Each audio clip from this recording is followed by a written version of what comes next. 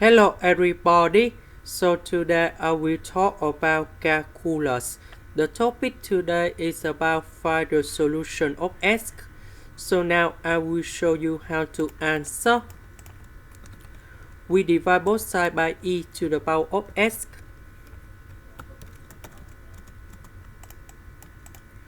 So this one we can write into 5 over e to the power of x. Next, I will put about natural log for the both sides.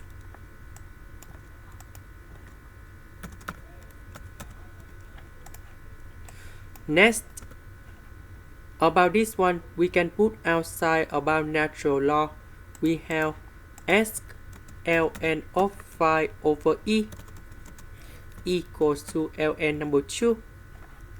And later that, we divide both sides by this one. So we can get the final answer.